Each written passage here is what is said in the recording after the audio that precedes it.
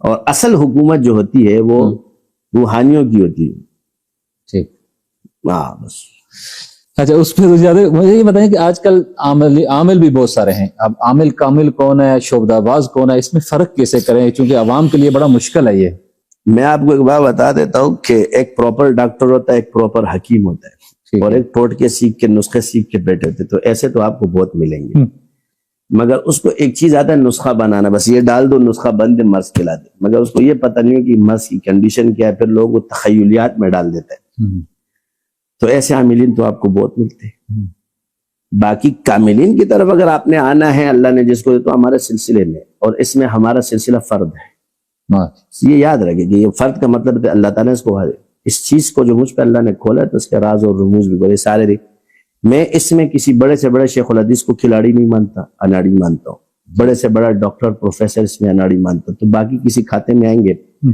اور جن کو ہم عاملین سمجھتے ہیں, میں اسے کہتا ہوں عاملین کے نام پہ تھوڑا دبا ہوتے ہیں. ہمارے ہاں جو سب سے بڑا مسئلہ یہ ہے, کسی شے کو بدنام کرنے کے لیے ذات پہ چلے جائے. یہ ابلیس کہتے ہیں کیریکٹر جو ہوتا ہے نا, کیریکٹر لوز ہے, فلاں ہو گیا, یہ ہو گیا. تو آپ کسی ڈاکٹر کے پاس جب علاج کے لیے جاتے ہیں اس کے کیریکٹر کو چیک کرتے یا علم کو چیک کرتے؟ نہیں, عقل نہیں مانتے اس چیز کو. آپ اس سے ڈاکٹر سے علاج کراتے ہو. دنیا میں جتنے کفار ڈاکٹر بیٹھے یا سو, تو آپ اس کے کیریکٹر کو چیک کرتے یا اس کو جو ہے نا اس کے علم کو دیکھتے؟ بھائی آپ نے لوگوں کے علم سے فائدہ اٹھایا, لوگوں میں دیکھو علم ہے کہ نہیں.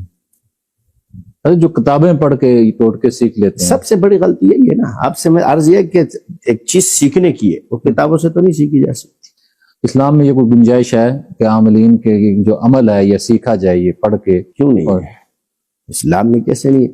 اب سوال یہ ہے کہ حضور صلی اللہ علیہ وسلم کہ اب آپ نے ایک حدیث استخارہ کرو. اب ان سب ہمارے مولوی صاحبان بھی بیٹھ کے لوگوں کو استخارے کروا رہے ہوتے ہیں, خود کرو. ان سے سوال پڑے کہ حدیث پڑھو غور سے. یہ حدیث جب شروع ہوتی ہے نا تو اصحاب رسول فرماتے تھے کہ حضور ہمیں استخارہ اس طرح سکھاتے تھے جیسے قرآن کی صورت سکھاتے تھے. یہ نہیں کہا کہ استخارہ کرو, سکھاتے تھے. جی. آج عرف عام میں آپ عامل کس کو کہتے ہیں جو استخارہ کرتے ہیں لوگ ان کی طرف؟ یعنی آپ عرف کو تم فقہ مانتی ہے نا. جی ہاں. تو اس طرح سے ثابت ہوتا ہے کہ حضور نے اصحاب رسول کو عامل بنایا. اگر آپ اس کو خلاف سنت سمجھ رہے تو آپ اپنی خیر مناؤ, کیونکہ اب اصل چیز کیا ہے کہ جی بعینی اس طرح کرنا. تو میرا یہی چیز ہے, اصحاب رسول نے اس چیز کو سیکھا ہے. آپ کو آتا ہے, آپ نے تو حدیث پڑھ لی, شروع ہو گئے. تو اس کے نقائص پھر آپ کو ملیں گے کہ نہیں ملیں گے؟